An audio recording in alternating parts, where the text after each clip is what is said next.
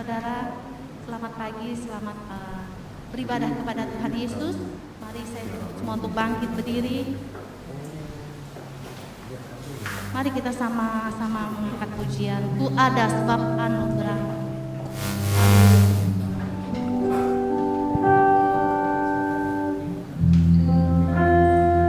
Haleluya Yesus.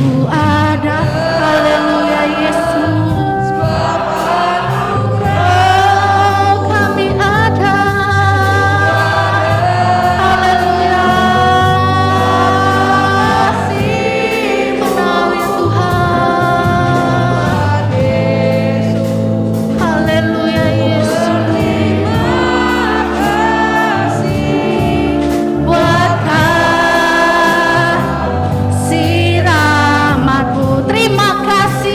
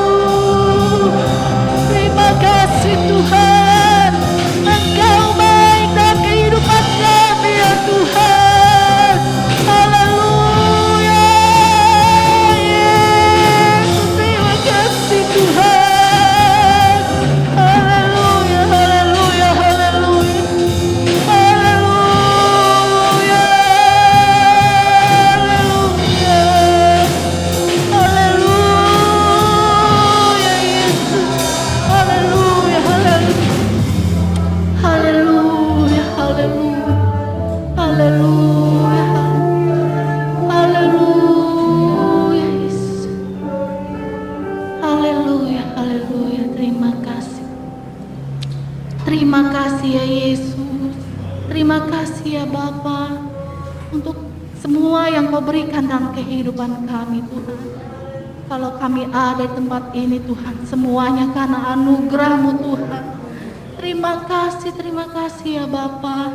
Kami ingin memuji muliakan nama-Mu Tuhan. Tuhan, kiranya Kau pimpin Tuhan kebaktian kami ini Tuhan. Dari awal, pertengahan hingga pada akhirnya kami serahkan ke dalam tangan-Mu Tuhan. Kami yakin Tuhan Engkau hadir bersama-sama dengan kami Tuhan. Bahkan memberkati setiap kami yang ada Tuhan untuk memuji muliakan nama-Mu Tuhan. Biarlah Tuhan puji-pujian kami juga ini boleh menyenangkan hati-Mu ya Bapa. Terima kasih ya Tuhan Yesus.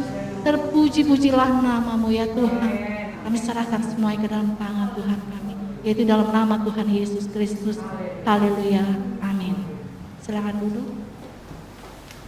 Kembali saudara, saya jemput untuk bangkit berdiri. Kita akan puji dan serukan nama Tuhan. Mari kita semua. Haleluya. Haleluya. Mari semua memuji Tuhan. Bukan Dia dalam hidup. Haleluya. Tanggalkan yang merintahimu. Dalam pujian semua akan berlepas. Mari semua. Mari semua memuji Tuhan. Agungkan Dia dalam hidupmu. Tanyakan yang merintahimu. Dalam pujian semua nyanyi haleluya.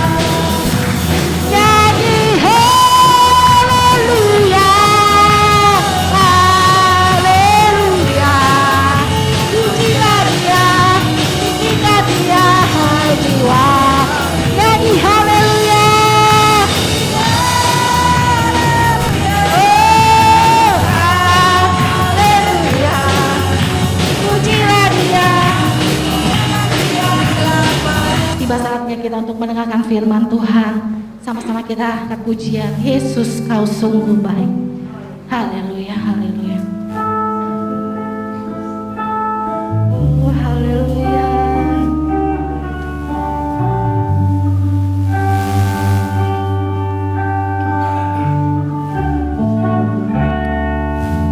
Yesus, Kau sungguh baik.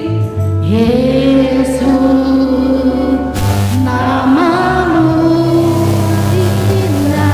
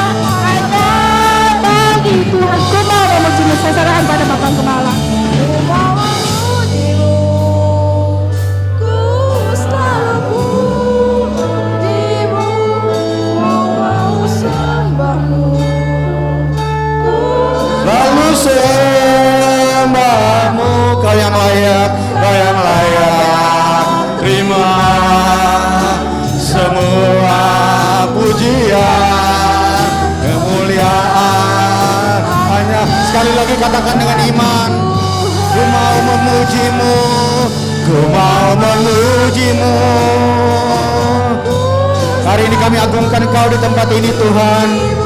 Hari ini kami muliakan Engkau di tempat ini. Hari ini kami menyembah Engkau di tempat ini. Karena kami percaya Engkau adalah Raja dari segala Raja, Tuhan dari segala Tuhan, Allah dari segala Allah. Yes Lord. Yes. Ya, lagi dengan iman katakan, ku mau memuji-Mu, mau memuji-Mu, ku selalu puji-Mu, ku mau menyembah-Mu. Yes Lord, ku selalu sembah-Mu, Kau yang layak terima semua pujian, kemuliaan hanya bagi Tuhan. Kau yang layak, Kau yang layak terima semua pujian, kemuliaan. Sekali lagi dengan iman katakan, Kau yang layak, Kau yang layak terima semua pujian, kemuliaan hanya bagi Tuhan. Kasih tepuk tangan yang meriah buat Tuhan. Sorak-sorai yang meriah buat Tuhan. Lebih meriah lagi saudara, lebih kencang lagi tepuk tangannya. Ini tepuk tangan kemenangan kami Tuhan. Ini tepuk tangan sukacita kami. Ini tepuk tangan bahwa Engkau baik dalam hidup kami. Engkau tidak pernah meninggalkan kami. Kami percaya Engkau selalu membuat hal-hal yang luar biasa di dalam kehidupan kami. Engkau membuat perkara-perkara yang dahsyat dalam hidup kami. Sembunyikan hamba di balik salib-Mu Tuhan, supaya salib Tuhan saja yang nampak, karena salib itu punya kuasa. Hari ini kami percaya setiap orang yang hadir di sini dilawat oleh kebenaran firman-Mu. Tidak ada yang tidak dilawat, semua dilawat oleh kebenaran firman-Mu. Dan kami percaya ketika kami pulang dari sini, kami membawa berkat-berkat yang luar biasa, berkat-berkat sorga yang luar biasa, ada sukacita, ada damai sejahtera dalam hidup kami. Terpuji-pujilah nama-Mu Tuhan. Kami patahkan segala kuasa-kuasa yang bukan dari Tuhan, segala roh-roh yang akan mengganggu ibadah ini. Kami tolak semua kuasanya, kami hancurkan kuasanya di dalam nama Yesus. Roh Kudus beracara di tempat ini. Hari ini kami mau tinggikan nama Yesus di sini. Hari ini kami memuliakan nama Yesus di sini. Dalam nama Yesus. Haleluya. Amin. Silakan duduk Bapak Ibu Saudara. Saya percaya hari ini adalah hari yang luar biasa. Semua yang hadir pada saat ini saya percaya semua akan dilawat oleh kebenaran firman Tuhan. Oke, itu ibu yang pakai baju merah saya sering ketemu di Facebook. Oh ya, Allah. Oke, mari buka Alkitab saudara dalam Lukas pasal 18. Lukas 18 ayat 28 sampai dengan ayat 30. Sudah lama kita nggak ketemu saudara ya. Memang ini corona ini menyapu bersih segala-galanya. Tapi hari ini saya percaya ketika saudara hadir di sini bukan saudara yang membawa langkah saudara, tapi Tuhan yang membawa langkah saudara. Orang mengatakan sekarang ini situasi dunia semakin sulit. Usaha-usaha juga sulit saudara ya. Bisnis semua sulit saudara ya. Tapi saya percaya orang yang di dalam Tuhan, yang menantikan Tuhan, maka dia ada kekuatan yang baru. Yang sepakat bersama saya katakan amin. Katakan di sebelah kiri kananmu, betul yang Pak Pendeta itu ngomong. Oke, demikian firman Tuhan. Petrus berkata, kami ini telah meninggalkan segala kepunyaan kami dan mengikuti Engkau. Kata Yesus kepada mereka, berkata kepadamu, sesungguhnya setiap orang yang karena kerajaan Allah meninggalkan rumahnya, istrinya atau saudaranya, orang tuanya atau anak-anaknya, ayat 30, akan menerima kembali lipat ganda pada masa ini juga, dan pada zaman yang akan datang ia akan menerima hidup yang kekal. Sekarang Bapak Ibu Saudara sampai ayat 30 aja. Saya mau ayat ini dilihatkan terus, karena saat ini saya mau kasih tahu sama Bapak Ibu Saudara, memang dunia ini sementara memperlihatkan kepada kita ketidakjelasan.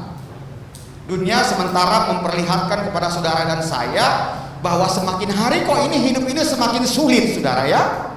Yang sepakat bersama saya katakan amin.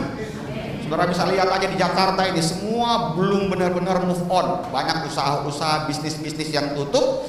Tapi kalau saudara tinggal di dalam kerajaan Allah, maka garansinya adalah Lukas 18 ayat 30.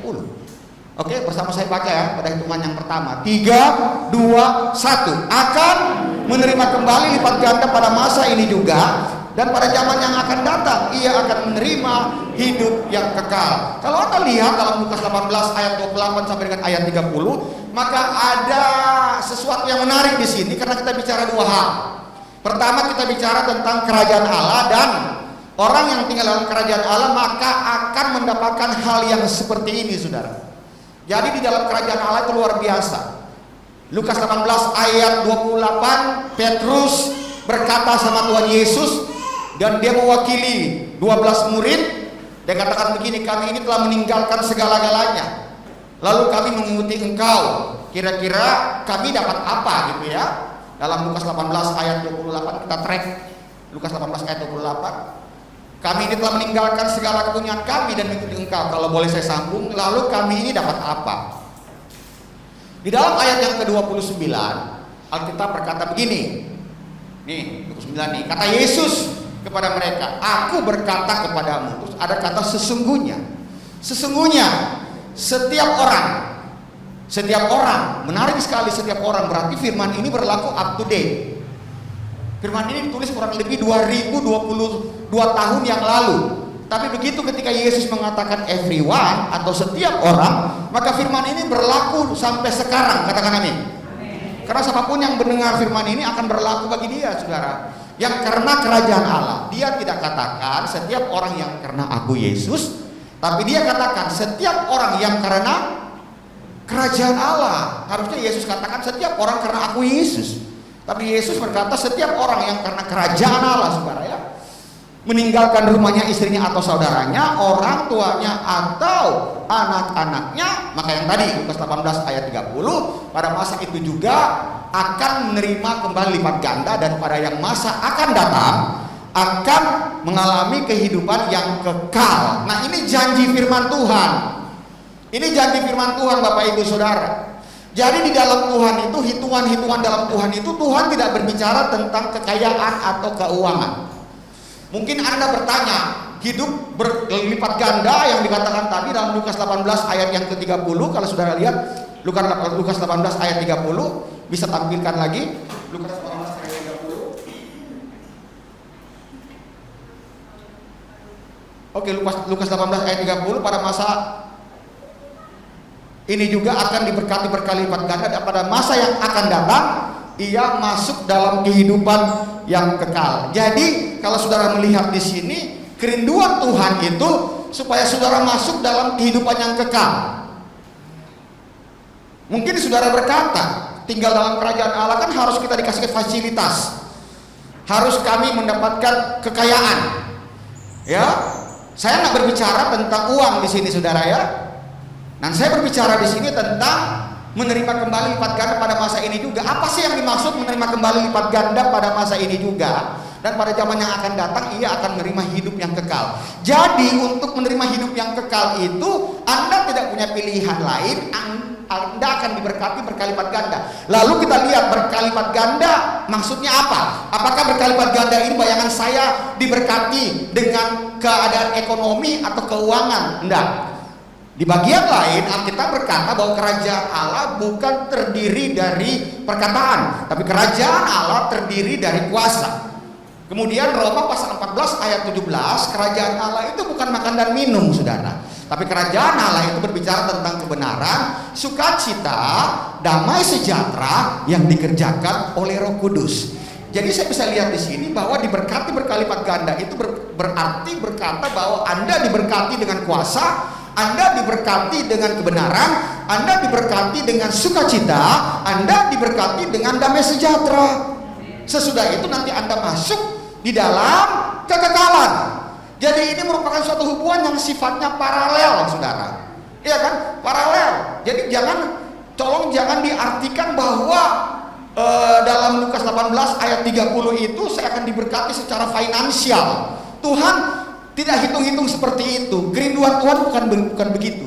Tapi kalau Anda benar-benar kejar yang disebut dengan kekekalan, tentunya dengan memperhatikan bahwa berkat yang disebut berkat kuasa, berkat kebenaran, sukacita, damai sejahtera, pasti Anda masuk dalam kekekalan. Maka yang disebut dengan berkat finansial pasti akan mengikuti. Yang sepakat saya bersama, saya katakan amin. Karena ini yang Tuhan mau. Tuhan kita kaya. Tuhan nggak berbicara masalah kita diberkati secara keuangan, tidak saudara. Tapi Tuhan mau bagaimana caranya supaya saudara bisa masuk di dalam kekekalan. Oleh sebab itu Anda harus tinggal di dalam kerajaan Allah. Karena Lukas 18 ayat 29 berkata, Yesus tidak berkata setiap orang yang karena aku Yesus, no. Tapi Alkitab berkata setiap orang yang karena kerajaan Allah, meninggalkan orang tuanya, meninggalkan istrinya, meninggalkan anak-anaknya, meninggalkan rumahnya, maka pada saat itu juga dia akan diberkati berkalipat ganda. Dan pada masa yang akan datang, ia akan menerima hidup yang kekal. Waktu Yesus katakan ini, itu Yesus masih ada. Tapi sekarang Tuhan Yesus tidak ada. Tapi firman ini berlaku up to date. Sekalipun Yesus bukan dulu yang masih ada, tapi sekarang kita percaya bahwa dengan Roh Kudus dia hadir dalam hidup saudara dan saya. Itulah kekuatan kita. Jadi kalau begitu kita coba belajar tentang kingdom, tentang kerajaan Allah. Karena begini Bapak Ibu Saudara, Yesus itu hadir di bumi. Anda kan kemarin kan memperingati Natal. Natal itu sebenarnya pada prinsipnya berbicara tentang kehadiran Yesus, tentang hadirnya Yesus. Waktu Yesus hadir di bumi, ada sesuatu yang dia lakukan. Ini sangat penting karena Bapa menyuruh dia. Di dalam Lukas 4 ayat 43, Lukas 4 ayat 43, Bapa mau supaya Yesus hadir di bumi untuk memberitakan Injil kerajaan Allah. Tetapi ia berkata kepada mereka juga di kota-kota lain, aku harus memberitakan apa? Injil kerajaan Allah, sebab untuk itulah aku diutus. Jadi Bapak Ibu Saudara tidak akan pernah bisa diselamatkan kalau tidak melalui kerajaan Allah. Halo? Anda nggak bisa diselamatkan. Justru dengan melalui kerajaan Allah maka kita diselamatkan. Karena kerajaan Allah itu adalah suatu pemerintahan yang dibangun oleh Bapa, di mana rajanya Yesus, saudara dan saya adalah warganya. Katakan sebelah kiri kananmu, kita adalah warga kerajaan Allah. Nah, kita adalah warga kerajaan Allah. Makanya kalau Anda lihat puji-pujian, harus menyembah Yesus. Penyembahan itu tidak ada dalam sistem pemerintahan yang biasa. Adanya di sistem kerajaan. Jadi waktu saya menyembah Yesus, ya saya harus menyembah dia. Karena dialah raja dari segala raja, saudara. Bahwa kerajaan Allah itu adalah suatu pemerintahan yang dibangun oleh Bapa, di mana rajanya Yesus, saudara dan saya adalah warga kerajaan Allah. Tetapi ia berkata kepada mereka, juga di kota-kota lain, aku harus memberitakan kerajaan Allah. Sebab untuk itulah aku diutus. Jadi Bapa mengutus Yesus untuk memberitakan Injil kerajaan Allah. Ketika Tuhan Yesus selesai berpuasa selama 40 hari 40 malam, dia dicobai oleh iblis. Pada saat itu kalau Anda baca di kitab Matius, pertama di padang gurun, kemudian dicoba lagi di atas hubungan bait Allah, kemudian dicoba lagi di atas gunung, dan semua Yesus keluar sebagai pemenang. Nah, saat itulah Tuhan Yesus mulai melakukan pekerjaan pelayanannya. Apa yang dia lakukan? Oke, Matius pasal 4 ayat 23. Matius pasal 4 ayat 23, Yesus berkeliling ke semua Galilea. Dia masuk di semua tempat-tempat ibadah untuk apa? Untuk apa? Memberitakan Injil kerajaan Allah. Dan dia melenyapkan segala sakit penyakit. Karena pada zaman dulu orang itu kalau sakit itu cuma karena pengaruh kuasa kegelapan. Kalau sekarang orang sakit bukan cuma kuasa kegelapan, terlalu banyak makan, saudara. Ya, jadi salah makan. Salah makan itu udah umur 59 tahun, 60 tahun masih suka makan RW ya kan? Babi gitu ya. Oke, Yesus pun berkeliling di seluruh Galilea yang mengajar dalam rumah-rumah ibadah dan memberitakan Injil kerajaan Allah serta melenyapkan segala penyakit dan kelemahan di antara bangsa itu. Jadi itu yang Yesus lakukan setiap saat. Dia pergi kemana untuk memberitakan Injil kerajaan Allah. Oke, Lukas 8 ayat 1, Alkitab berkata dalam Lukas 8 ayat 1, tidak lama sesudah itu Yesus berkeliling dari satu kota ke kota yang lain, dari satu desa ke desa yang lain. Untuk apa? Memberitakan Injil kerajaan Allah. Karena apa? kebenaran dalam hukum Taurat, orang tidak bisa diselamatkan ketika orang masuk dalam hukum Taurat, karena hukum Taurat itu adalah kebenaran. Tapi ternyata kebenarannya nggak bisa menyelamatkan. Yang bisa menyelamatkan adalah tentang Injil Kerajaan Allah. Jadi Injil itu adalah kabar baik tentang Kerajaan Allah. Mereka tidak akan bisa diselamatkan melalui hukum Taurat, tapi yang bisa diselamatkan itu melalui Kerajaan Allah. Jadi Anda itu kalau tidak melalui Kerajaan Allah, saya percaya Anda tidak akan bisa diselamatkan. Cuma karena di dalam Kerajaan Allah, maka kita semua diselamatkan. Oke, Yesus pada saat itu 3,5 tahun itu, Yesus berbicara selalu tentang Kerajaan Allah, supaya mereka bisa masuk dalam Kerajaan Allah dan mereka bisa diselamatkan. Cuma persoalannya bagaimana orang bisa masuk, karena masuk dalam Kerajaan Allah itu gak sembarangan. Kerajaan Allah ini adalah kerajaan yang tidak dapat digoncangkan. Kerajaan Allah ini Anda nggak bisa lihat Kerajaan Allah, tapi Anda bisa merasakan kalau Kerajaan Allah itu hadir dalam hidupmu. Lukas pasal 17, kalau saudara lihat ayat 20 dan 21, orang Farisi mengatakan begini kepada Yesus, bila mana Kerajaan Allah itu datang?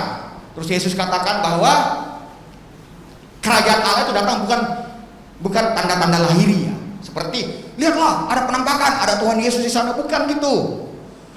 Tapi Kerajaan Allah itu Yesus katakan ada di antara kamu. Nah, di situ orang Farisi dengan Yesus. Jadi kalau Yesus mengatakan bahwa Kerajaan Allah itu ada di antara kamu, berarti yang Kerajaan Allah itu adalah Yesus itu sendiri. Jadi Yesus itu identik dengan Kerajaan Allah. Yesus adalah raja dalam Kerajaan Allah. Begitu. Jadi orang mau masuk itu, Bapak Ibu Saudara, tuh nggak bisa masuk. Kenapa orang nggak bisa masuk? Karena mereka itu masih terkontaminasi dengan dosa-dosa nenek moyang mereka dulu. 1 Petrus pasal 1 ayat 18 katakan begini, ya, kita itu masih hidup dari hal-hal perbuatan yang sia-sia yang dilakukan oleh nenek moyang kita. Coba kita lihat 1 Petrus 1 ayat 18. Sebab kamu tahu bahwa kamu telah ditebus dari cara hidupmu yang sia-sia yang kamu warisi dari nenek moyangmu.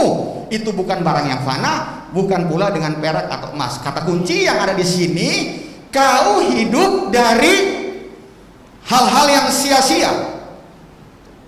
Cara hidupmu yang sia-sia yang kamu warisi dari nenek moyangmu. Lalu kita mulai hitung nih tentang nenek moyang nih.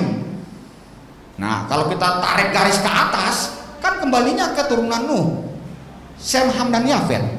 Benar gak? Iya kan?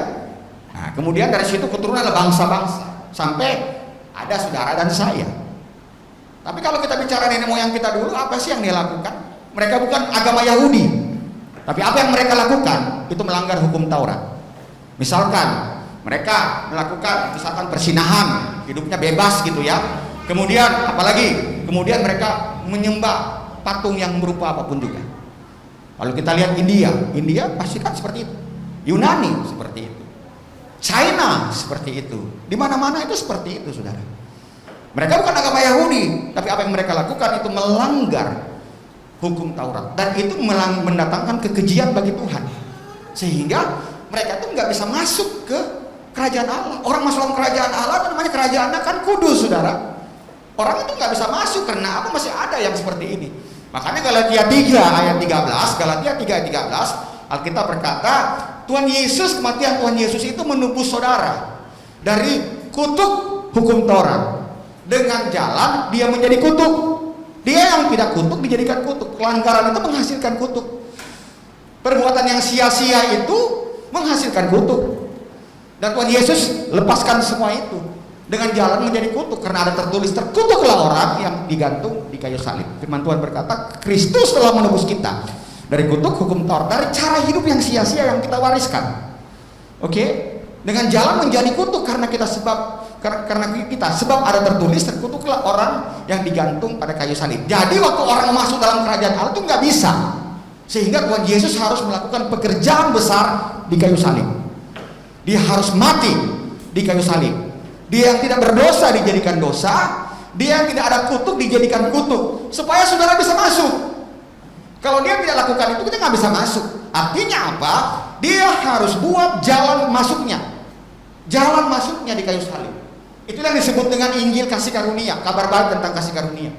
Kematian Yesus di kayu salib itu adalah anugerah keselamatan yang besar yang diberikan pada saudara dan saya, sehubungan dengan Galatia 3 ayat 13. Karena kita ada kutuk, jadi dia harus hancurkan semua itu supaya nantinya saudara bisa masuk. Ini pekerjaan ini dilakukan seluruhnya untuk semua dunia.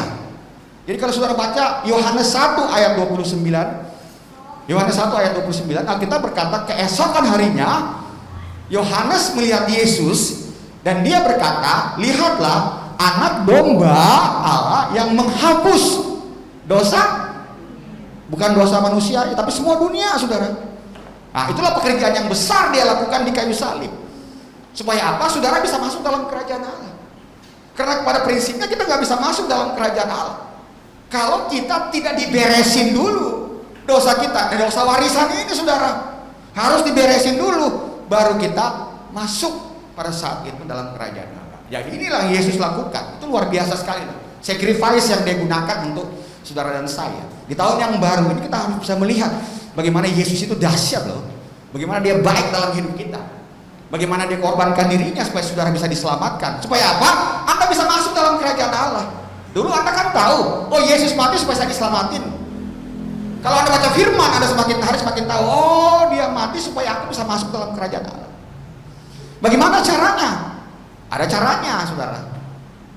Kisah Rasul pasal 2 ayat 38, Alkitab berkata, Kisah Rasul 2 ayat 38, berilah dirimu dibaptis, mengaku Yesus sebagai Tuhan dan Juru Selamat, berilah diri kita dibaptis, supaya atas pengampunan dosa kita dan kita akan menerima anugerah atau kasih karunia. Kita lihat sini, jawab Petrus pada mereka, bertobatlah dan hendaklah kamu masing-masing memberi dirimu dibaptis dalam nama Yesus Kristus untuk pengampunan dosamu, maka kamu akan menerima karunia Roh Kudus. Kenapa dia katakan begini? Karena Tuhan Yesus sudah buat pekerjaan besar di kayu salib. Jalan masuknya itu udah dibuat di kayu salib. Tinggal kitanya aja.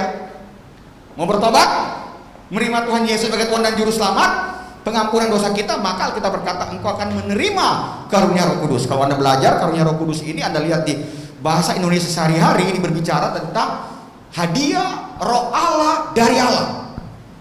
Jadi aku keluar dari air, saudara, itu Roh Kudus hadir loh dalam hidupmu. Hadir. Tapi pada saat itu kau menjadi manusia yang baru.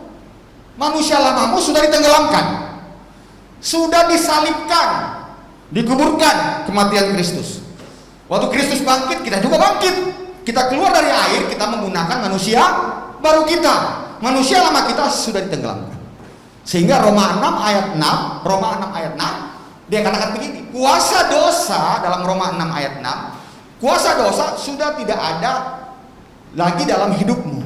Tapi Alkitab berkata, kamu jangan memperhambakan dirimu kepada dosa. Oke, kita lihat firman-Nya. Karena kita tahu bahwa manusia lama kita telah turut disalibkan waktu Anda masuk di air. Itu turut disalibkan supaya tubuh dosa kita hilang kuasanya. Karena apa? Kita lepaskan manusia lama kita. Waktu kita keluar, kita menjadi manusia yang baru. Tapi Alkitab berkata, agar jangan kita menghambakan diri lagi kepada dosa. Yang sepakat bersama saya katakan amin. Jadi setelah itu Anda keluar, Alkitab dengan tegas mengatakan jangan memperhambakan diri lagi kepada dosa. Karena apa? Anda udah masuk dalam kerajaan Allah. Mengerti maksud saya? Anda keluar dari air, Roh Kudus ini tercurah. Karena Alkitab berkata di dalam Yohanes pasal 14 ayat yang ke-16, Yohanes 14 ayat 16, Yesus berkata begini, aku akan minta kepada Bapa seorang parakletos, seorang penolong yang lain, yang akan menyertai kamu sampai selama-lamanya. Ayat 17 mengatakan begini, siapa dia? Dia adalah Roh kebenaran. Nah, Roh kebenaran adalah Holy Spirit, Roh Kudus. Nah, tadi karunia Roh Kudus masuk dalam hidup kita. Jadi waktu dia masuk dalam hidup kita, Anda tinggal dalam kerajaan Allah.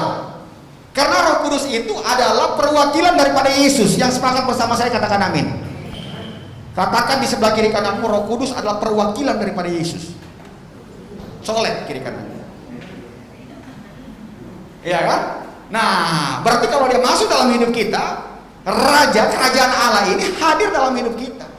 Nah, oleh karena itu Anda harus pertahankan eksistensimu sebagai warga kerajaan itu harus dipertahankan. Makanya gereja itu mendapatkan mandat kerajaan Allah.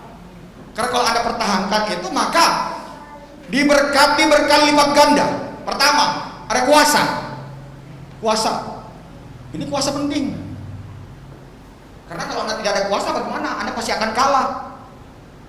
Karena peperangan Anda itu, Alkitab berkata, Efesus pasal 6 ayat 12, perjuangan kita bukan melawan darah dan daging, tapi melawan penguasa-penguasa di udara, roh jahat di udara. 1 Petrus pasal 5 ayat 8 dikatakan, sadarlah dan berjaga-jagalah bahwa lawanmu si iblis mengaum, mencari orang yang dapat diterkam. Oleh sebab itu, Bapak Ibu, jangan kita kasih celah. Alkitab udah jelas katakan, tinggal dalam kerajaan Allah, ya, jangan memperambakan dirimu lagi terhadap dosa. Supaya apa? Supaya Roh Kudus itu bukan cuma diam, tapi dia bisa bekerja. Persoalannya di situ. Jadi saya 2022 kalau mau diberkati nih, Anda nggak punya pilihan lain. Anda harus tetap fokus kepada kerajaan. Fokus kepada kerajaan itu sama saya berbicara fokus kepada Kristus. Karena persoalan fokus sama Kristus itu seperti firman Tuhan berkata di dalam Matius pasal 6 ayat 33. Carilah dahulu kerajaan Allah dan kebenarannya, maka segalanya akan ditambahkan. Hari ini saya kasih tahu, Pak Pendeta, duit saya kan cuma segini nih tahun 2022, gimana sih supaya nambah? Lu jangan mikir untuk diberkati secara keuangan, tapi mikir bagaimana Anda masuk dalam kehidupan kekal. Pikir dulu itu. Pikir dulu itu. Alkitab berkata, carilah dahulu kerajaan Allah dan kebenarannya. Jadi kalau nyari itu harus sampai dapat. Kebenaran itu berbicara tentang Kristus dan tidak akan pernah ada habis-habisnya sampai Tuhan manggil saudara. Saudara harus hidup dalam kebenaran. Itu prinsip kita berbicara tentang kerajaan, saudara. Makanya Alkitab berkata dalam Kolose pasal 3 ayat yang kedua, Kolose 3 ayat 2, pikirkan perkara-perkara yang di atas, bukan perkara-perkara yang di bawah. Katakan sebelah kiri kanan mencolek, lu pikir perkara yang di atas, jangan lu pikir perkara yang di bawah.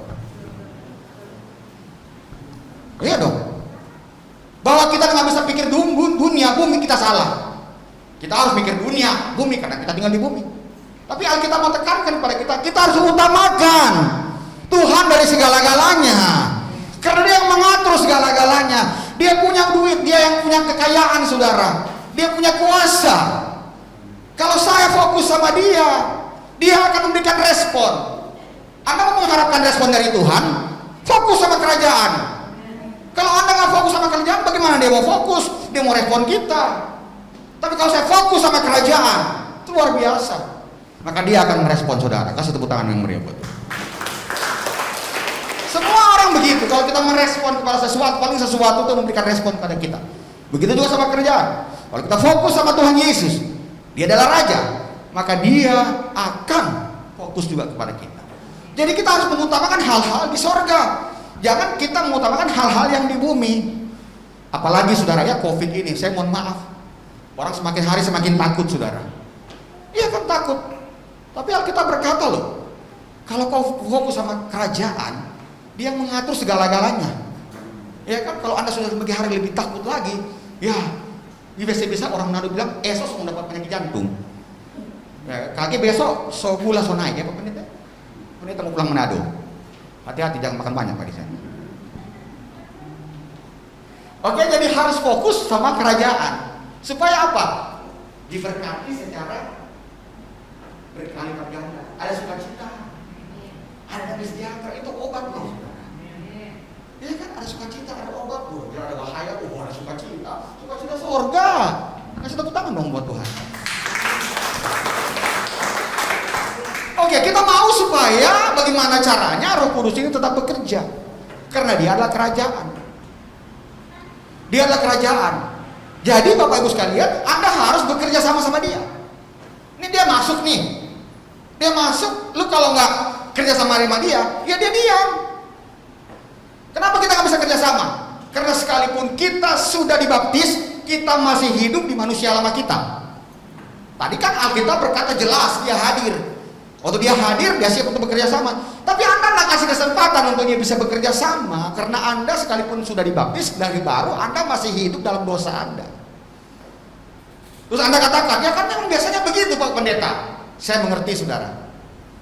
Anda waktu selesai dibaptis keluar dari air, Anda hidup dalam kehidupan kita juga bisa membuat dosa.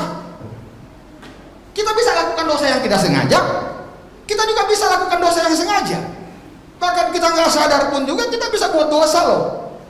Bisa. Kenapa nggak bisa? Sekalipun Alkitab bilang tidak boleh. Tapi biasanya dalam perjalanan hidup kita lakukan. Apalagi saat-saat sekarang ini, saudara ya, di mana tidak ada kepastian, dunia ini tidak bisa memberikan kepastian kepada kita. Maka kita bisa saja melakukan hal-hal yang berlawanan sama firman Tuhan. Tapi Alkitab kan bilang kamu harus bertobat. Jadi kalau saya sudah dalam tracknya Tuhan, tiba-tiba saya melakukan pelanggaran, saya nyerong, ini Alkitab mau balik lagi. 1 Yohanes pasal 2 ayat 1. Itu jelas sekali dikatakan. Kita lihat yuk 1 Yohanes pasal 2 ayat 1.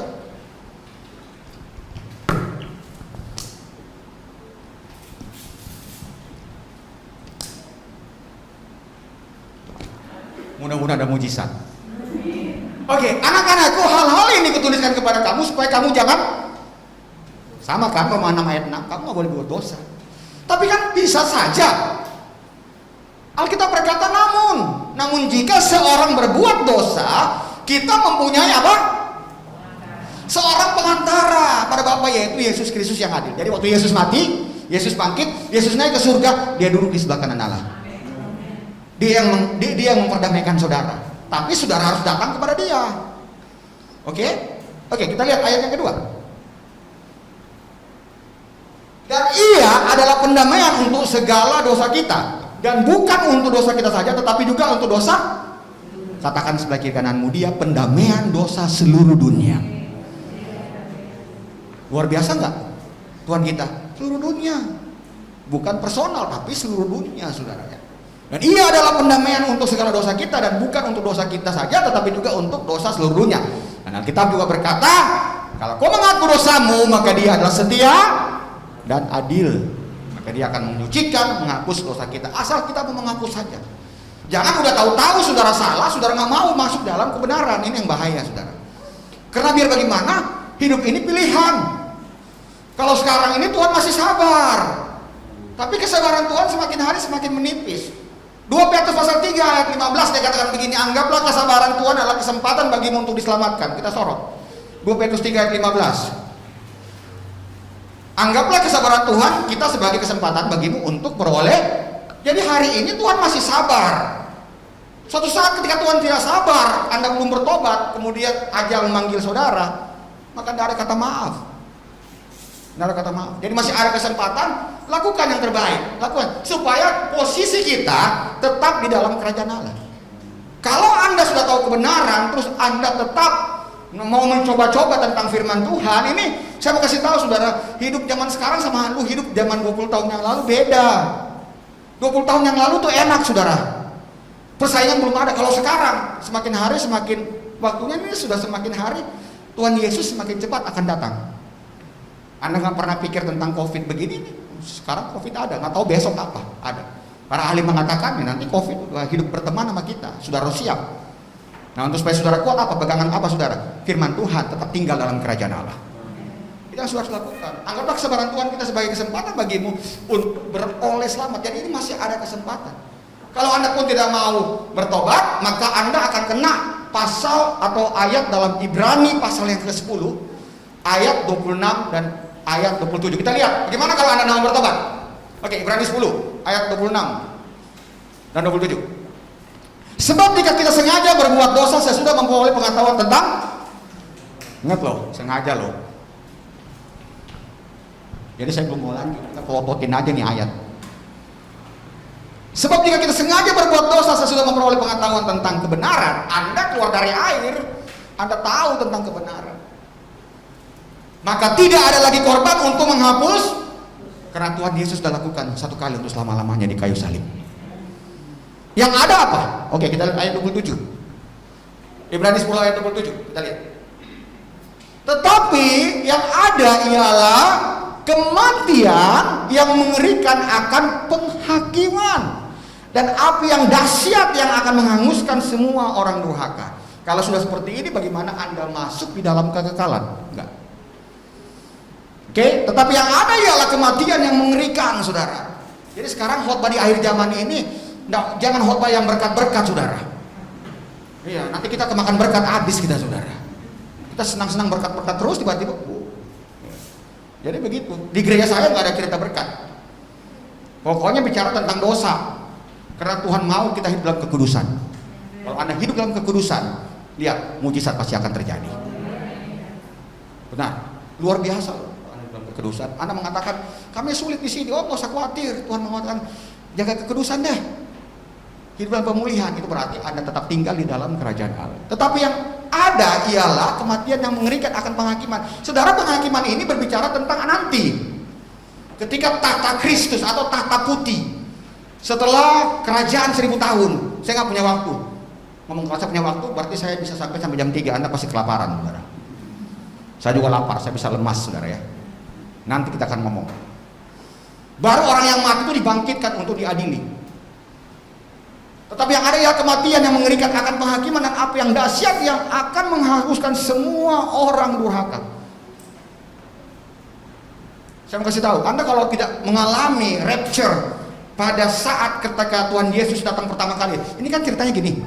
Tuhan Yesus itu datang ke dunia itu yang kedua 2 tahap. Perhatikan, 2 tahap. Tahap yang pertama, Tuhan Yesus sampai di awan-awan. Tahap yang kedua, dia datang bersama dengan orang kudusnya. Jadi kalau saya kayak saudara, saya mau supaya ada pertemuan. Pernah ada lagu Pentakosta, ada pertemuan pernah nggak dengar? Terus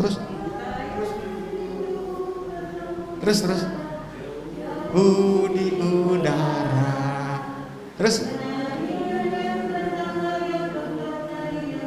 adalah kegirangan.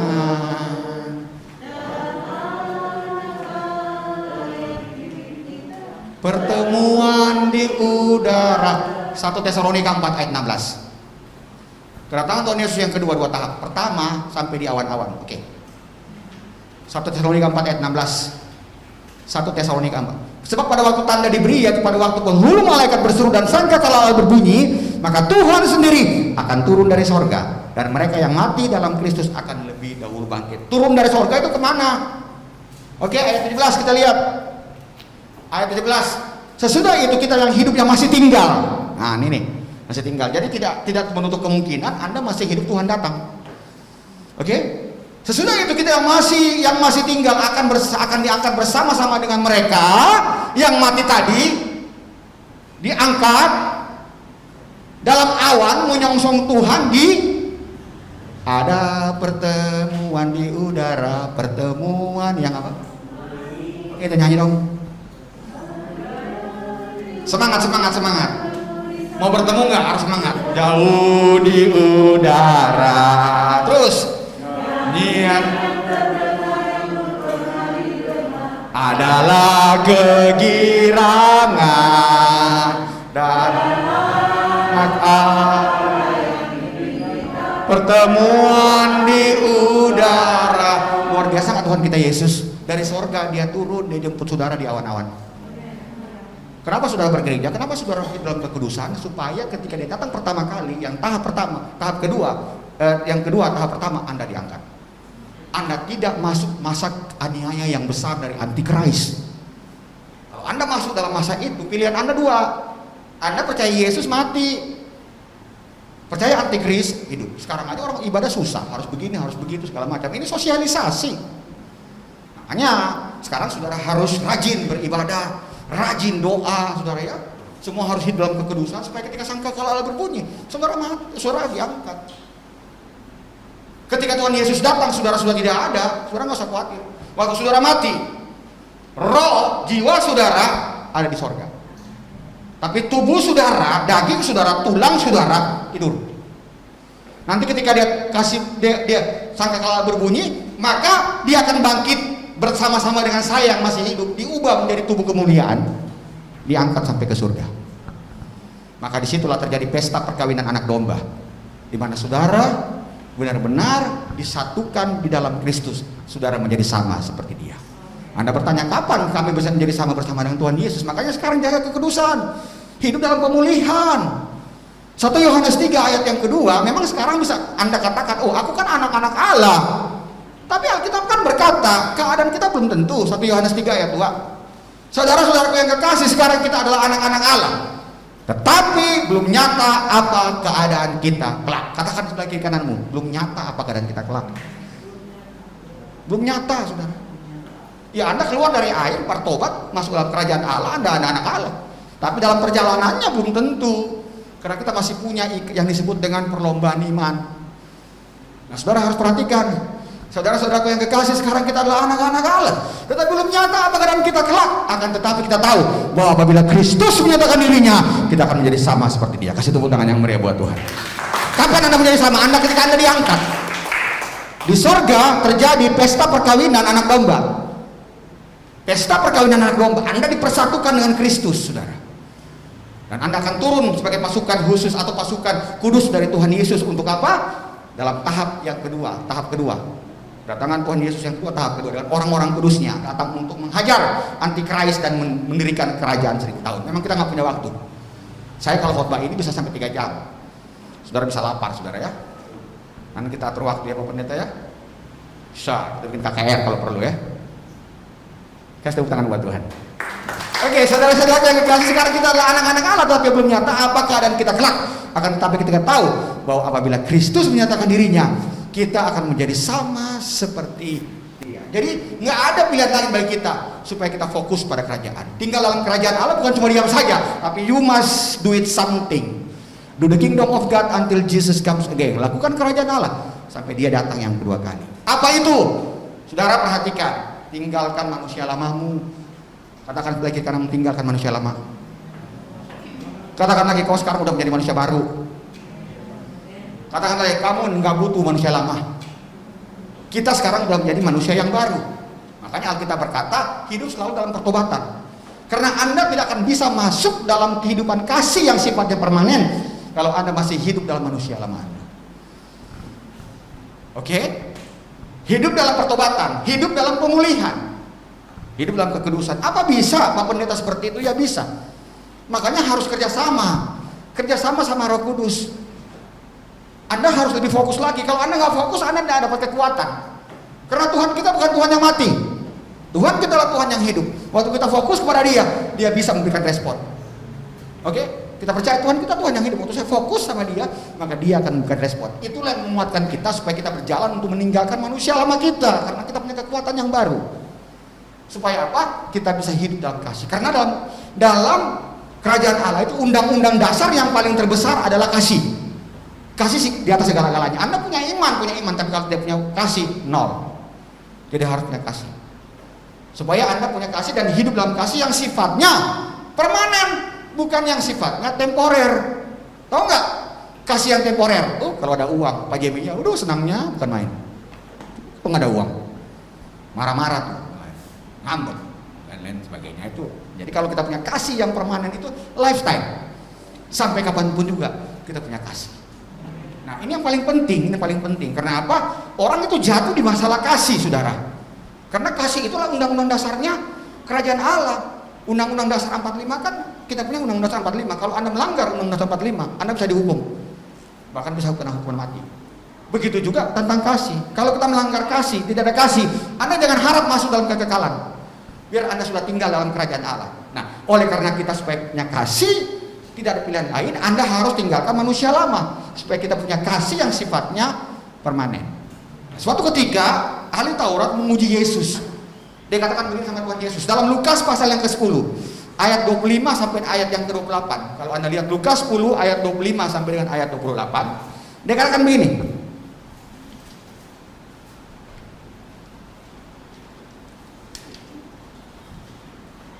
Oke, dia katakan begini. Suatu ketika ahli Taurat mencoba Yesus, "Guru, apa yang harus kuperbuat untuk memperoleh hidup yang kekal?" Untuk memperoleh hidup yang kekal. Yesus katakan dalam ayat yang ke-26, apa sih yang ada di dalam hukum Taurat? Dia katakan begini. Dalam hukum Taurat itu, ahli Taurat itu katakan begini, "Kasihilah Tuhan Allahmu dengan segenap jiwamu, dengan segenap akal budimu, dengan segenap hatimu, dan dengan segenap kekuatanmu.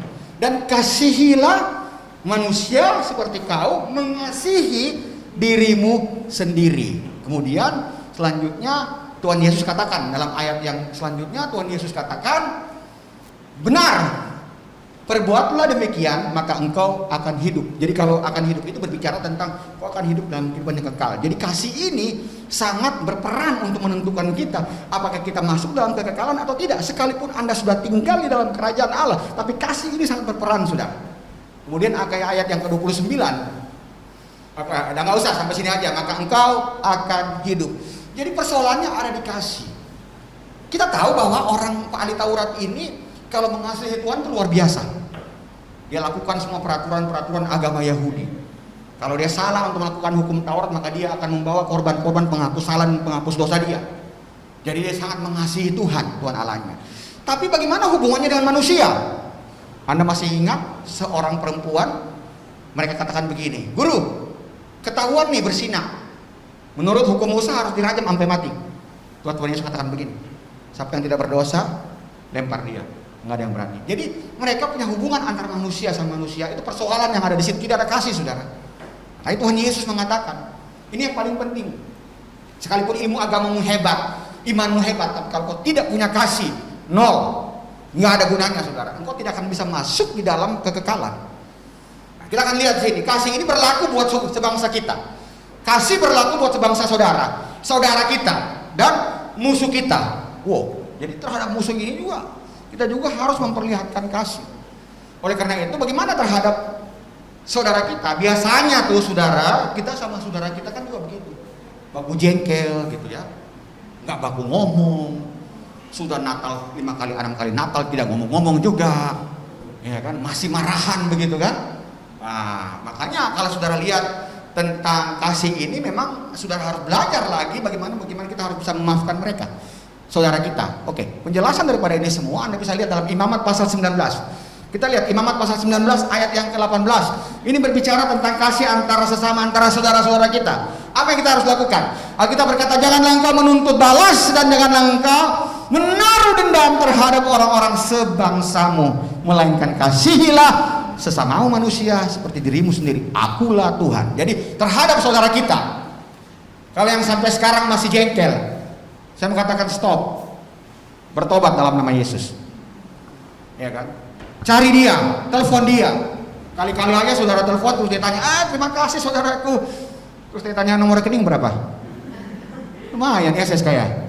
Gimana melintang ya bener tuh?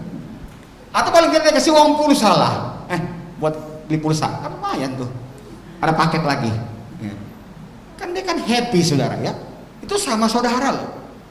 Kalau ada sekarang yang masih seperti itu, saya mau doa deh buat saudara. Kita lepaskan semua itu, karena itu sangat mengganggu saudara, sangat mengganggu. Terus Anda bertanya bagaimana terhadap musuh saya? Terhadap musuh lebih parah lagi saudara, harus diberkati, didoain. Oke, Lukas 6 kita lihat, Lukas 6 ayat 27 dan 28. Bagaimana sama musuh kita, terhadap musuh kita lihat, Lukas 6 ayat 27 dan ayat 28. Tetapi kepada kamu yang mendengarkan aku berkata kasihilah musuhmu. Nah, musuh dikasihi saudara. Berbuatlah baik kepada orang yang membenci kamu. Ini musuh nih, jadi harus berbuat baik. Lebih daripada itu, apa sih lebih daripada itu? Ayat 28. Apa yang harus kita lakukan? Lebih daripada itu. Mintalah berkat bagi orang yang mengutuk kamu. Ini yang mengutuk ini kan musuh nih. Jadi mintalah berkat itu bukan berkatnya kita minta dari dia, tapi mintalah berkat. Jadi kita doain dia supaya dia diberkati. Itu satu. Kemudian berdoa bagi orang yang mencaci kamu. Nah, bagi musuh kita kondisi ini harus berlaku. Jadi siapa yang punya musuh di sini, pulang ke rumah doain dia, berkati dia, minta berkat bagi dia. Saudara, kamu nggak usah pikir kenapa ya harus begitu. Memang di dalam Kristen kita itu, orang yang percaya sama Tuhan Yesus itu, pengertian kasih itu nggak bisa diterima dengan akal kita yang sehat. Nggak bisa, mana ada hitung-hitungannya kayak begini, nggak ada. Tapi Tuhan Yesus mengatakan kau harus lakukan itu. Tuhan Yesus katakan kamu harus lakukan itu. Saudara, kalau saya mengasihi orang, kemudian orang mengasihi saya, itu saya happy sekali saudara. Tapi bagaimana saya mengasihi dia, terus dia membenci saya, dia menghina saya, dia mencaci saya, dia menjustis saya, dia menjelek-jelekan saya, ini kan nggak biasa. Tapi Tuhan Yesus katakan ampuni dia, kasihi dia, maafkan dia 70 kali 7. Berarti tidak terhingga saudara. Jadi sekarang kita harus lakukan. Jadi kalau ada saudara yang masih benci orang, masih jengkel sama musuhmu, sama saudaramu, Anda tahu nggak Alkitab berkata apa? Anda menjadi pembunuh manusia. Mau nggak dikatakan pembunuh manusia? Nggak mau kan? Oke, kita lihat 1 Yohanes pasal 3 ayat 15. Siapa yang masih membenci, bertobat. Karena kalau Anda masih membenci, Anda dendam, itu Anda sementara melakukan pembunuhan manusia. 1 Yohanes 3 ayat 15. Setiap orang yang membenci saudaranya adalah seorang pembunuh.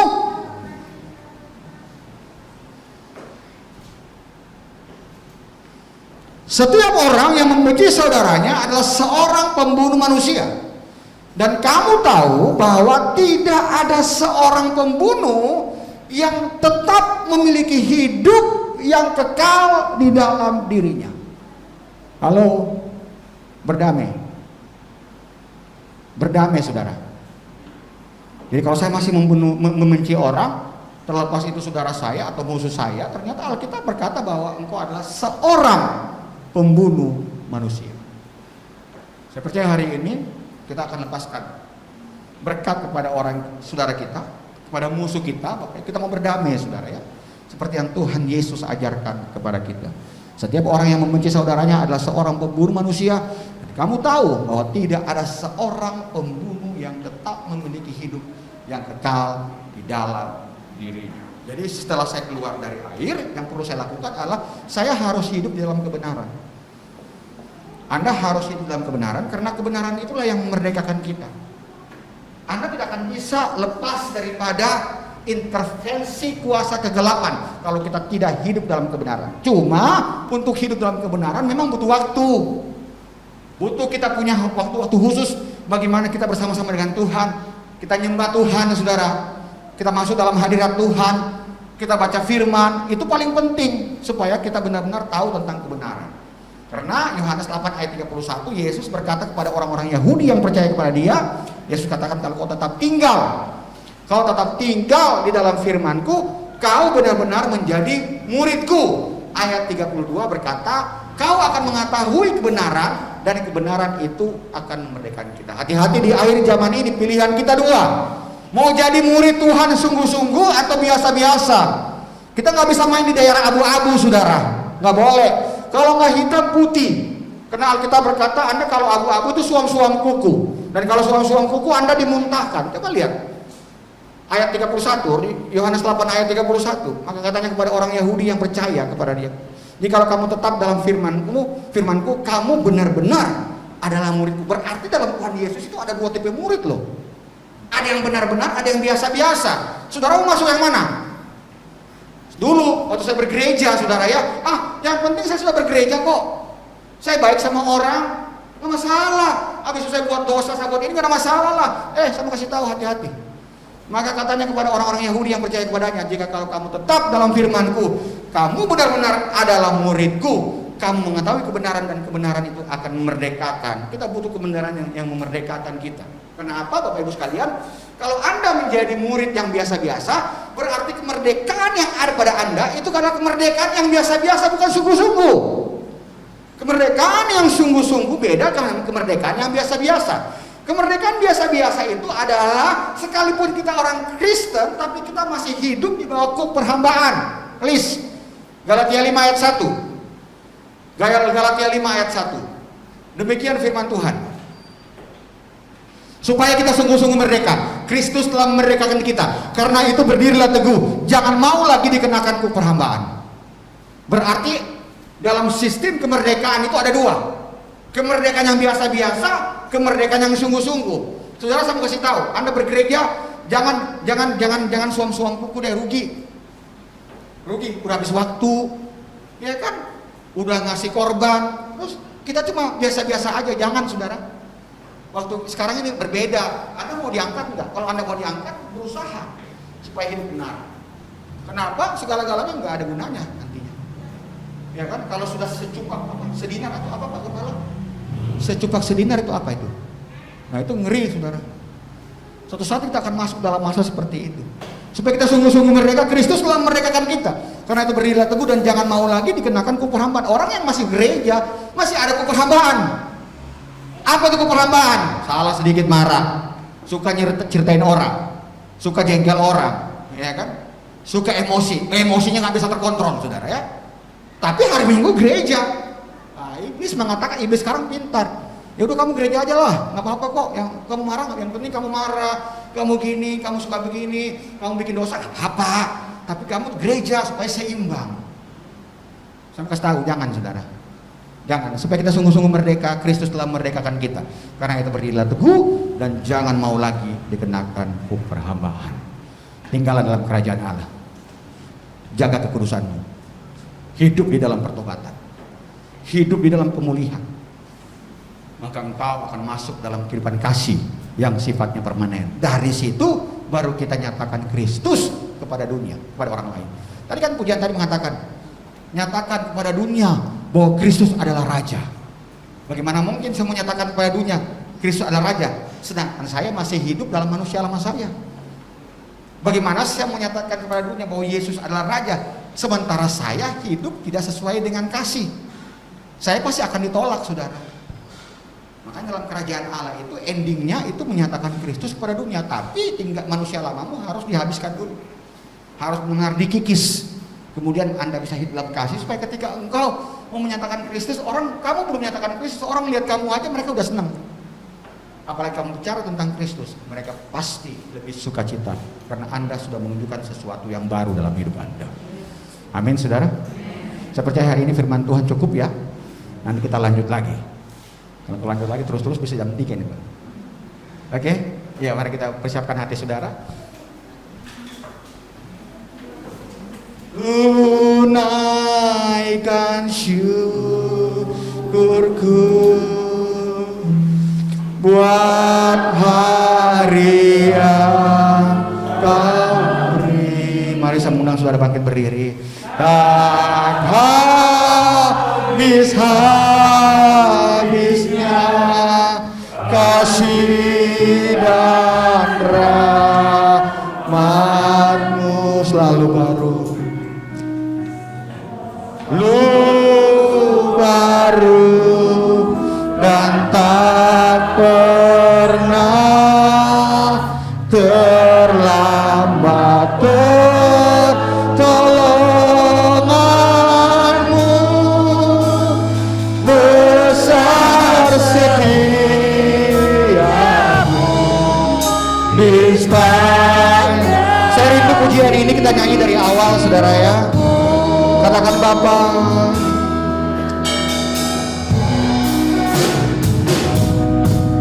Bapa, hari ini kami masuk di tahun 2022 Tuhan. Tapi kami percaya kami punya Bapa baik bagi kami. Kami percaya kami punya Tuhan Yesus baik bagi kami. Kasih-Mu melimpah. Kami percaya kasih-Mu melimpah di tahun 2022 Tuhan. Di hidup kami Yesus.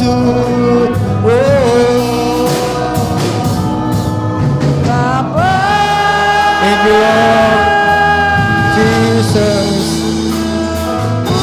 Terima kasih.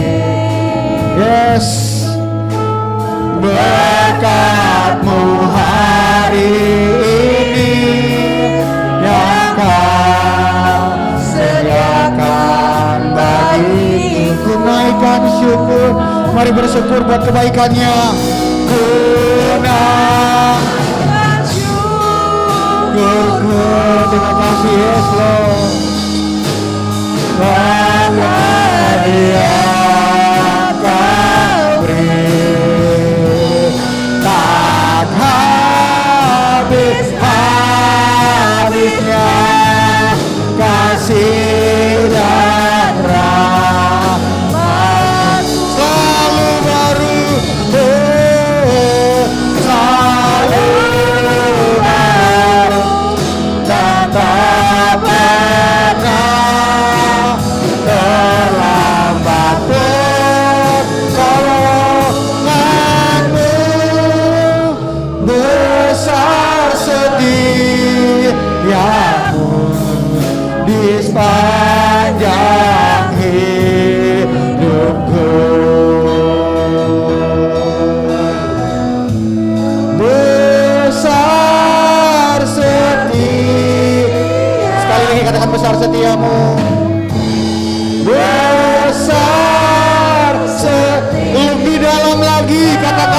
setiamu Tuhan, besar setiamu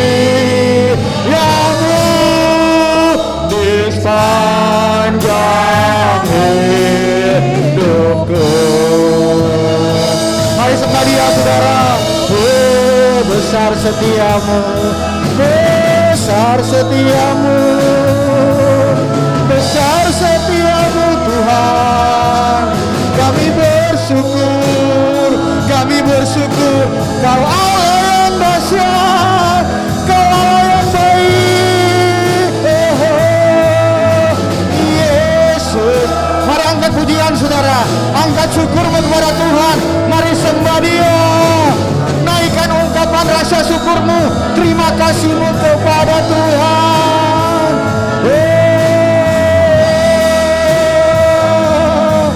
Yesus, Engkau Allah kami yang dahsyat, Kau keselamatan kami Tuhan, Kau gunung batu kami.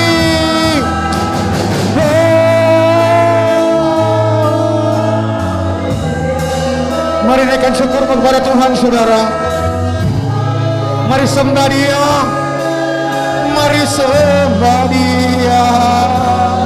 Yesus Tuhan, Kau Allah kami yang dahsyat, Kau Allah kami yang dahsyat, Kau keselamatan kami, Kau gunung batu. Mari pandang Dia saudara, pandang Dia. Kau tidak usah lihat ke belakang, tapi hari ini saya mau kau pandang Yesus, kau pandang Yesus.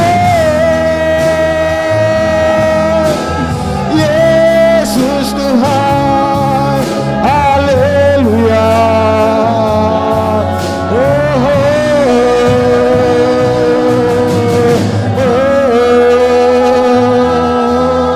Terima kasih Yesusku.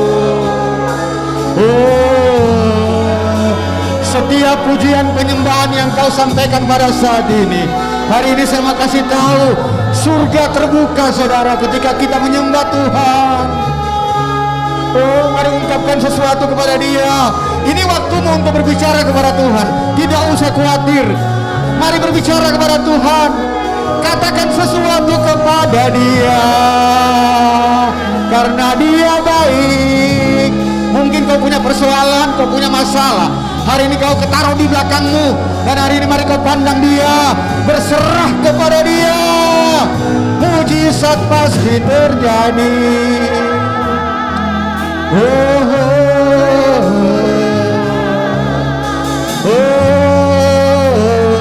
Sesuatu yang sangat luar biasa dalam hidup ini saudara, kalau Anda bisa menyembah Tuhan.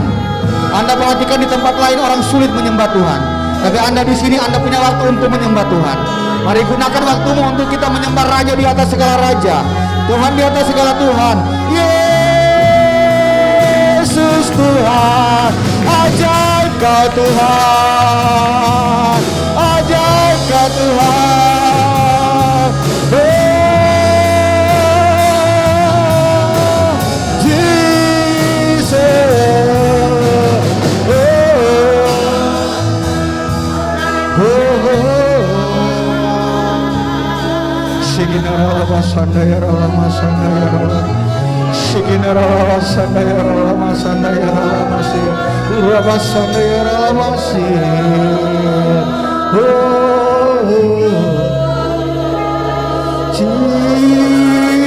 Jesus, haleluya, haleluya, haleluya, haleluya, haleluya, haleluya, haleluya. Tuhan, Kau melihat umat-umat-Mu pada saat ini Tuhan. Kami cuma mau lawatan-Mu terjadi pada kami hari ini. Yesusku, Yesus, Yesus, Yesus, Kau dahsyat Tuhan Yesus.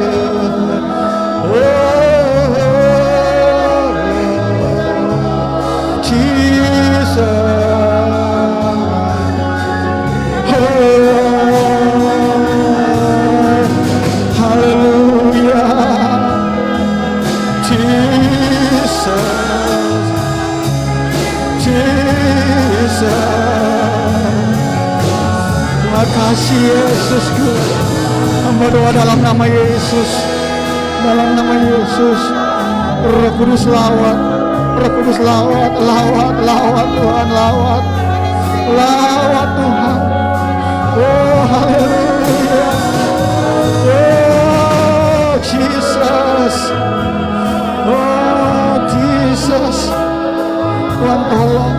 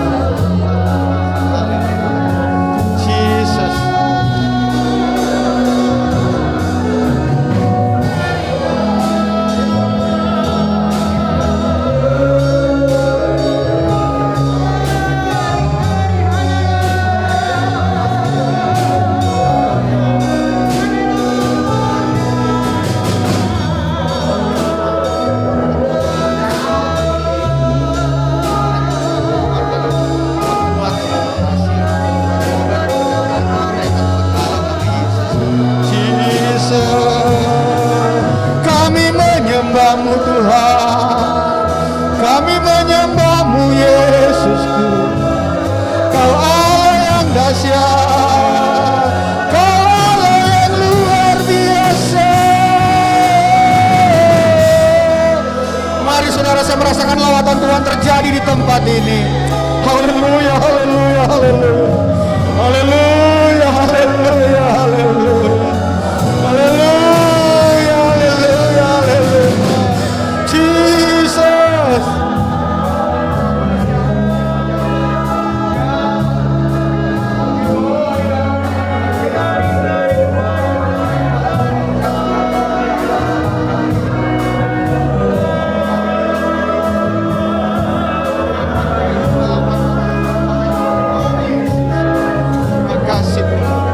Terima kasih Tuhan Yesus. Oh lawatan Holy Spirit, Holy Spirit, Holy Spirit. Urabasanda ya ramasanda ya ramasanda. Kinara ramasanda ya ramasanda. Ya ramasanda ya ramasanda. Sikinara ramasanda.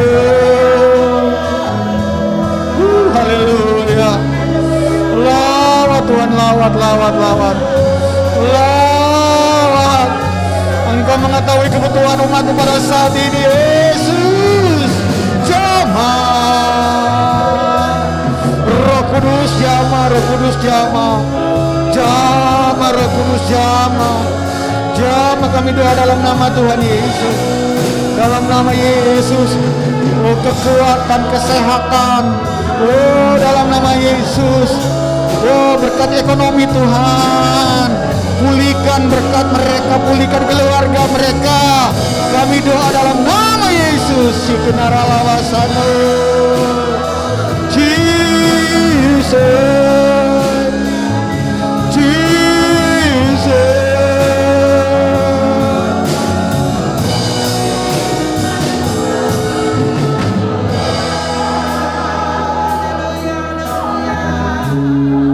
Haleluya, haleluya, haleluya, haleluya, Jesus, Jesus.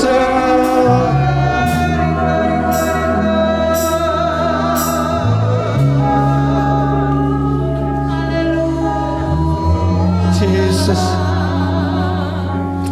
Saudara, saya merasakan lawatan Tuhan luar biasa di tempat ini.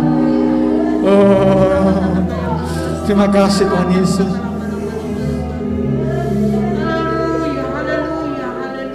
Lebih baik satu hari di pelataranmu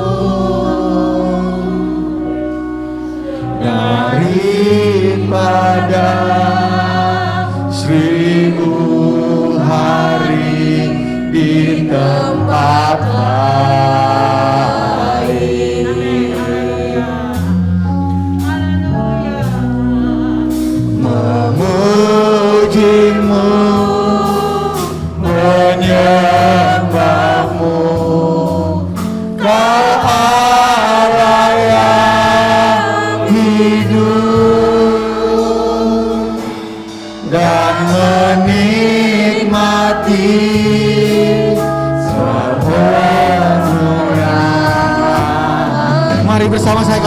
lebih baik. Baik satu hari di belakangmu daripada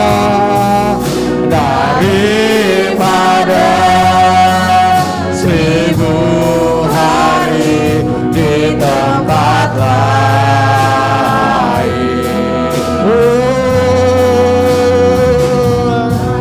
Memujimu, menyembahmu, Kau Allah yang hidup dan menikmati semua kemurahan-Mu dan menikmati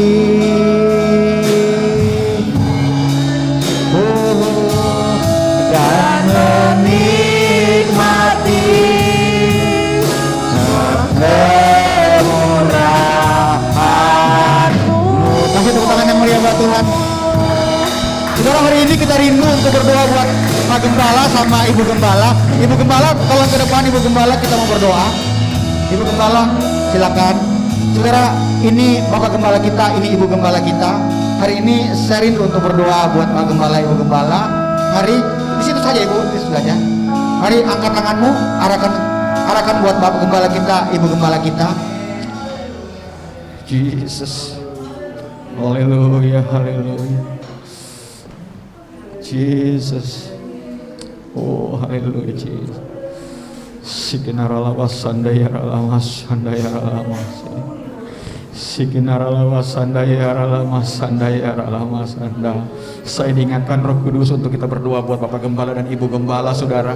Dimanapun engkau berada, jangan lupa engkau berada di rumah, berdoa buat Bapak Gembalamu dan Ibu Gembalamu, karena mereka juga berdoa buat saudara. Ia jamah senap hidupku dan beri damai di hatiku. Semua telah berubah dan aku tak Yesus jamah terjadi. Lebih lagi saudara, katakan dia jamah. Mari dimanapun kau berada, arahkan tanganmu kepada Bapak Gembala dan Ibu Gembala. Jamah Jesus hidupku dan beri damai di hatiku.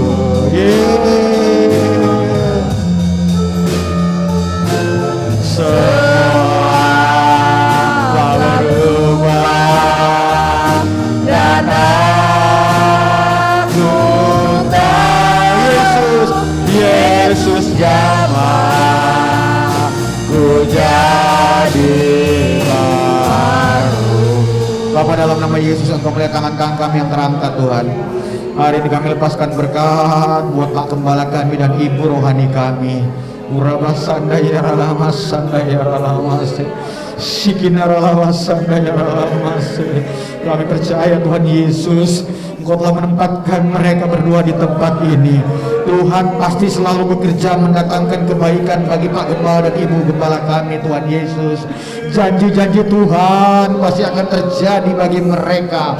Mereka diberikan kekuatan, mereka diberikan hikmat. Oh, bagaimana mereka harus mengembalakan domba-domba yang ada di sini Tuhan. Oleh sebab itu Roh Kudus jamah, Roh Kudus jamah, Roh Kudus lawat dalam nama Yesus. Dalam nama Yesus kami percaya Roh Kudus akan beracara Tuhan, memberikan kekuatan yang luar biasa bagi Pak Gembala, Ibu Gembala, sehingga mereka dengan penuh sukacita, damai sejahtera, ada kekuatan baru dari Tuhan untuk mengembangkan menggembalakan domba-domba yang Tuhan percayakan bagi mereka. Kami percaya Tuhan Yesus, Tuhan pasti akan memberkati kedua saudara kami ini, Pak Gembala sama Ibu Gembala ini, berkat yang luar biasa tercurah bagi mereka, berkat kesehatan, berkat pemeliharaan, berkat ekonomi. Tuhan pasti akan terjadi, dan saya percaya, kami percaya domba-domba ini akan dibawa kepada padang rumput yang hijau, sehingga mereka mengalami suatu revival, mereka mengalami suatu pemulihan di dalam hidup mereka, dan semua pasti akan diangkat ketika Tuhan Yesus datang kembali. Dan akhirnya kami akan memberikan apresiasi, tepuk tangan kami yang meriah buat Tuhan. Kasih tepuk tanganmu yang meriah. Ini tepuk tangan yang menanam kami, Tuhan. Tetap tepuk tangan. Ini tepuk tangan sukacita kami. Ini tepuk tangan bahwa penyertaan Tuhan terjadi dalam hidup kami, dalam nama Yesus. Haleluya. Amin.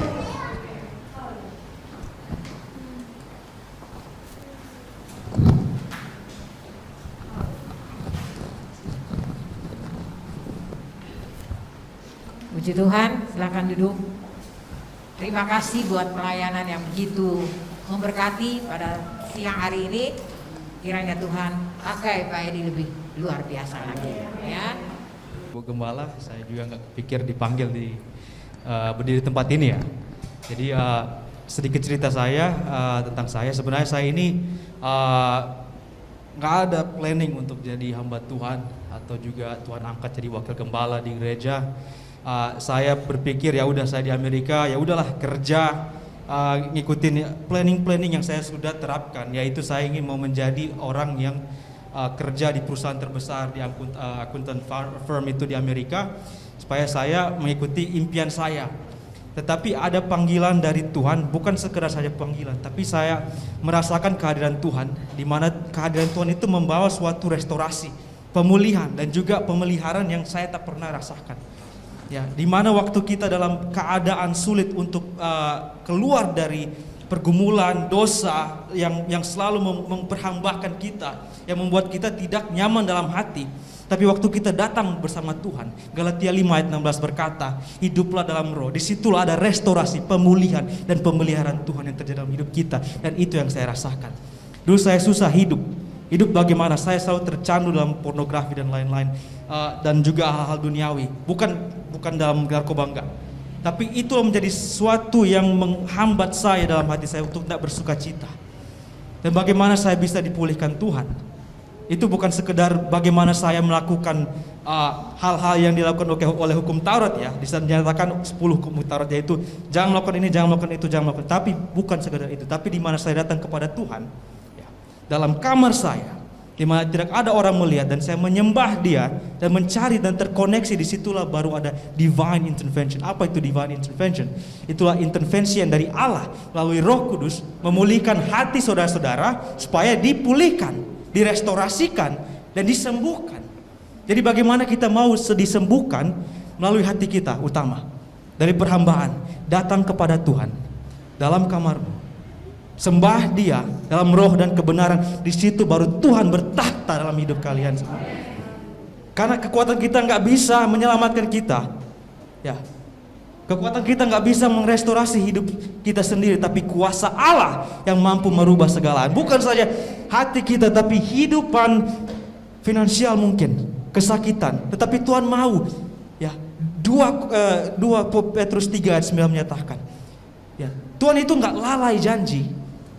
Ya, kalau Dia lalai, berarti Dia tidak akan mengirimkan Yesus ke dunia ini. Tapi Dia berjanji waktu Adam dan Hawa melanggar hukum itu kalau nggak salah di Kejadian 3 ayat 15, aku akan mengirim seseorang, siapa itu? Yesus, untuk menikam iblis. Dan 2000 tahun lalu Yesus datang, dan disitulah kemenangan Tuhan terjadi. Bukan saja kemenangan, tapi restorasi dan juga kemenangan atas maut dan juga kuasa kedagingan.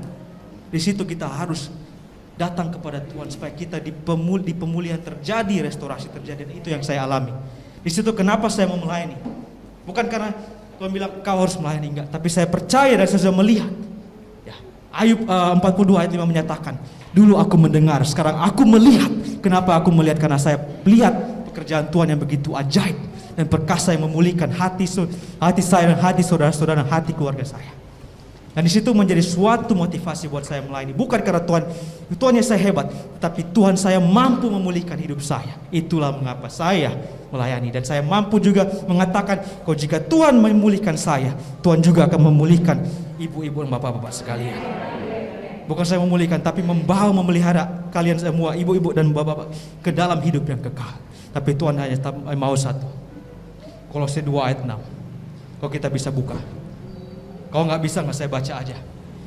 Di dalam bahasa Inggris mengatakan begini, if you have received Jesus Christ the Lord, so walk in Him. Kolose 2 ayat 6. Bahasa Indonesia mengatakan, kamu telah menerima Kristus Yesus Tuhan kita. Mari kita baca sama-sama. Karena itu, hendaklah hidupmu tetap di dalam Dia sampai Dia datang kedua kalinya. Ya, itu saja saya mau katakan. Itulah kesaksian tentang hidup saya. Mengapa saya bisa mau melayani bukan karena kekuatan saya. Saya bukan sekolah teologis. Umur saya baru 22 tahun. Ya. Sebenarnya saya ini harus diterima oleh perusahaan dari teman saya. Pekerja $50 ya. Lumayan lah. Tapi saya percaya bukan hanya makanan dan juga minuman, tetapi kuasa Tuhan yang menyembuhkan, merestorasi hati dan hati setiap orang yang saya cintai. Ya, maaf Indonesia saya kurang baik karena terbiasa dengan bahasa Inggris terus. Bapak saya kalau di GBI Keluarga Allah Manado, dia bilang ajar bahasa Inggris, nggak usah bahasa Indonesia. Jadi waktu saya dari tahun lalu baru sampai dari Amerika, saya khotbah jarang sekali bahasa Indonesia, bahasa Inggris terus. Ya, itu saja. Terima kasih Bu. Doa bahasa Indonesia aja Bapak. Sekalian praktis. Ya kita doa aja ya. Bapa dalam surga, Tuhan terima kasih atas kasih dan karunia-Mu yang tak terbatas dalam hidup ini. Kami juga tahu bukan saja kasih karunia-Mu, tapi pemulihan dan juga pemeliharaan-Mu yang tak terbatas dalam hidup kami, Tuhan.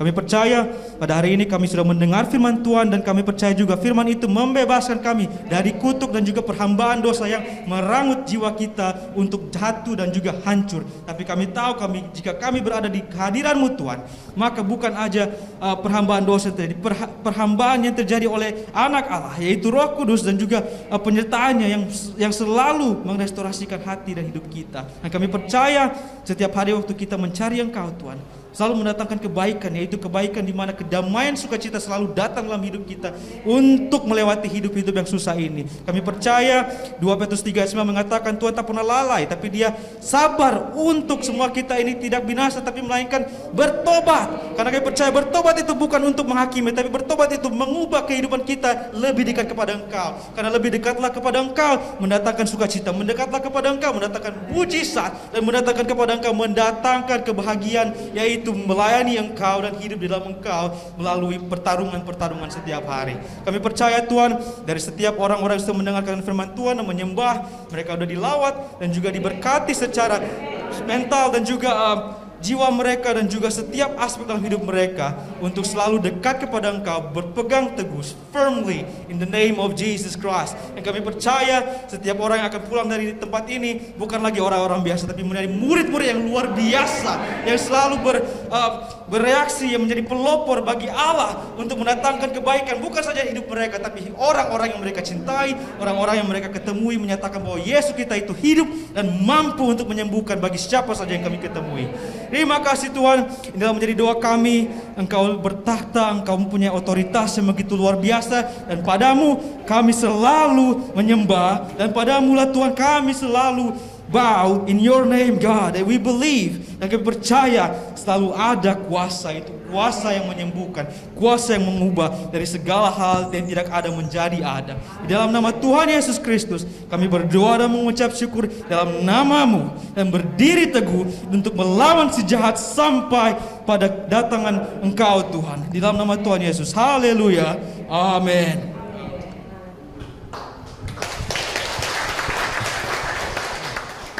Terima kasih Christian, sudah memotivasi kami, bukan saja yang muda-muda, yang tua-tua juga, ya, bahwa hidup ini benar-benar kita harus pakai dengan sungguh-sungguh, ya, supaya benar-benar kita jadi berkat, ya. Jadi diberkati untuk jadi berkat. Tuhan memberkati. Sekali lagi Pak Edi dan semua yang sudah hadir, yang sudah ada bersama-sama, Pak Robert, kiranya Tuhan memberkati. ya. Tuhan berikan kekuatan, kesehatan kepada bapak-bapak dan ibu-ibu sekalian. Tuhan memberkati kita semua. Mari kita bangkit berdiri dan akhiri ibadah ini. Kita nyanyikan doa Yabes, saya kembalikan kepada Bapak Gembala. Kiranya Engkau memberkati aku berlimpah-limpah. Haleluya. Dan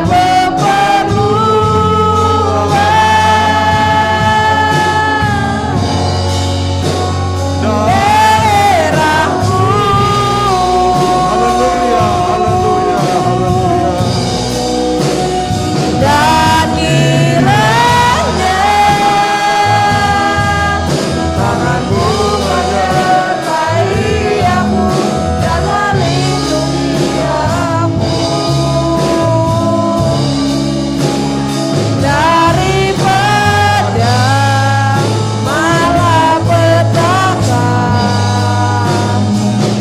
sehingga kesakitan tidak menimpa aku. Segala kemuliaan, hormat dan syukur kami kembalikan kepada Tuhan yang kami yakin sudah menyertai dan memberkati ibadah kami pada saat ini. Memberkati hamba-hambamu, anak-anakmu yang sudah melayani di sepanjang ibadah ini. Memberkati setiap korban persembahan yang diberikan dalam bentuk apapun. Dalam nama Tuhan Yesus Kristus semuanya diberkati oleh Tuhan. Menyerahkan ke dalam tangan Tuhan buat semua aktivitas kami.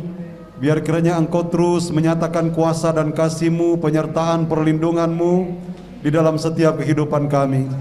Tutup bungkus dengan kuasa darah-Mu, tutup bungkus dengan bilur Yesus, sehingga ketika kami beraktivitas bersama dengan Tuhan, pasti kami diberkati oleh Tuhan. Terima kasih Bapa. Kami tetap berdoa juga buat saudara-saudara kami, buat keluarga, buat jemaat yang tidak bersama dengan kami kalau mereka dalam keadaan sakit. Dimanapun mereka berada pada saat ini, Bapa di sorga, ulurkan tangan-Mu untuk menjamah mereka. Engkau pulihkan dalam nama Tuhan Yesus Kristus. Mereka boleh mengalami pertolongan Tuhan pada saat ini.